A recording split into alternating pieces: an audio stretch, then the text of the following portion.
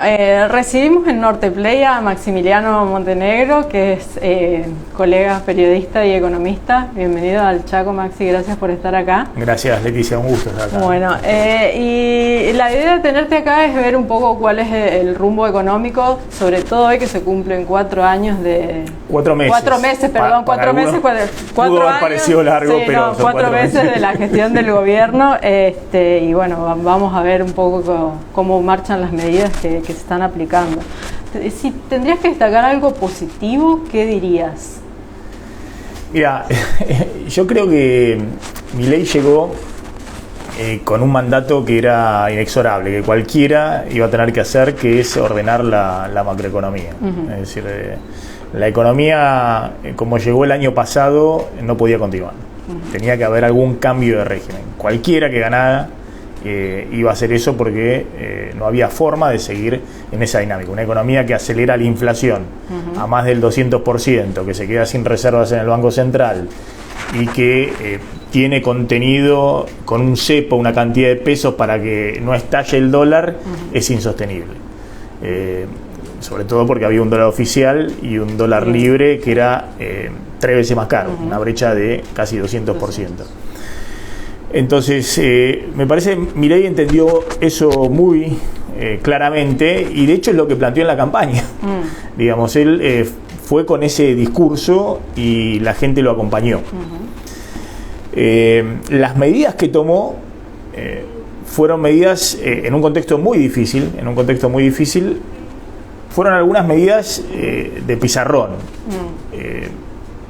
Subió el dólar oficial, que estaba muy atrasado, de 350 pesos a 800.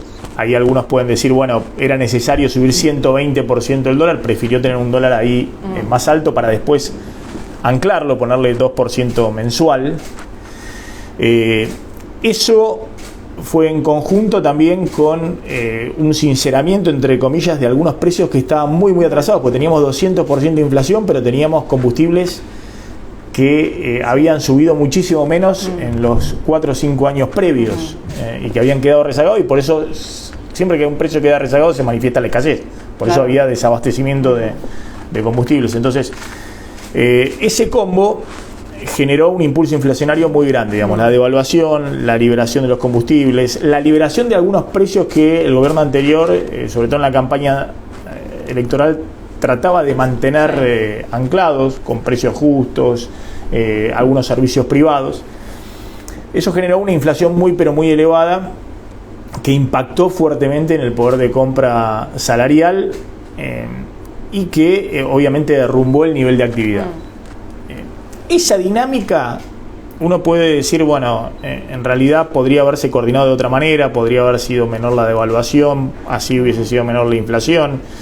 Podría haberse hecho algún acuerdo de sendero también desde el punto de vista de precios, salarios, pero Milei decidió hacerlo así. Yo creo que el objetivo fundamental del programa fue estabilizar en algún lugar el dólar, digamos, enviar un mensaje en el cual el dólar libre, o los dólares financieros, o el dólar blue, como quiera llamarlo, no seguía escalando. Es decir, no se iba a 2.000 pesos, a 3.000 pesos, porque eso podía generar una crisis mayor. Y creo que fue una recesión buscada, es decir, el gobierno tiene como esquema de freno de la inflación de que no haya plata. Exacto. Es decir, que no haya plata en el sector público, donde se hizo un ajuste fiscal muy grande. Ese es el ancla de la economía, el ajuste fiscal, y que el Banco Central no emita para financiar más al Tesoro, pero que tampoco haya plata en la calle. Claro. Digamos que achicar el mercado. Las familias ni las empresas tengan pesos para comprar dólares o para comprar bienes. Entonces, esto a mí me lo dijo el propio ministro de Economía el 13 de diciembre cuando lanzó el plan económico o produjo la devaluación.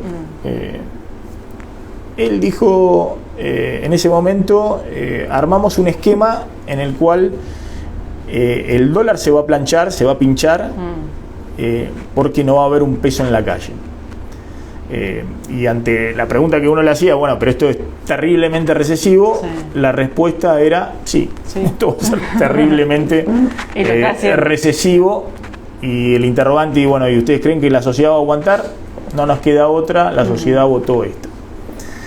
Yo creo que eso se cumplió perfectamente, ese plan se cumplió, es lo que estamos viendo en la realidad, y el interrogante de si la sociedad aguanta, por ahora aguanta.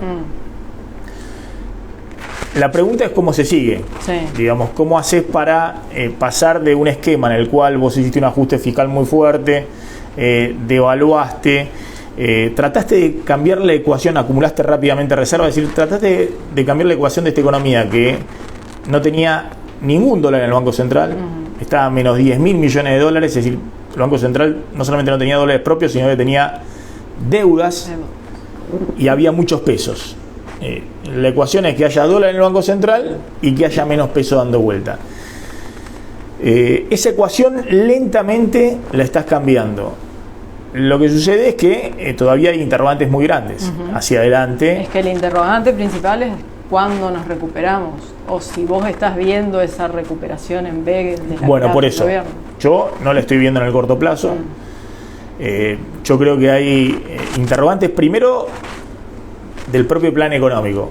Por ejemplo, el ajuste fiscal que se hizo y se priorizó, además se hizo un programa económico y un ajuste fiscal para un gobierno que no tenía poder político, digamos, para un gobierno que tenía 40 diputados y 7 senadores. Y se hizo también para un gobierno en el cual el presidente hace una estrategia política de la confrontación.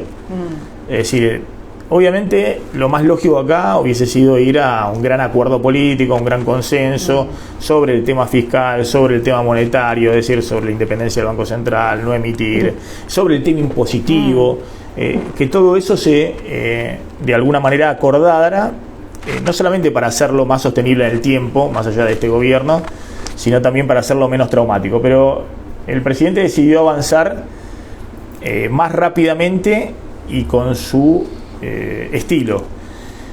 Yo creo que hoy hay interrogantes. El principal que se está discutiendo ahora con la ley bases y con el nuevo paquete fiscal es cómo se hace el ajuste fiscal sostenible. Porque el ajuste fiscal que se hizo para que no emita el Banco Central y que sea el ancla de esta economía para que después la inflación, después de ese fogonazo inicial de la devaluación, vaya descendiendo, es un ajuste fiscal que no es sostenible. Se basó en la licuación de las jubilaciones, en la licuación de los salarios, en llevar la obra pública a cero. Y eso no es sostenible en ninguna parte del mundo. Que por ahí venían a las provincias para que hacer no las pública, pagaron, pero que las tendrían que pagar.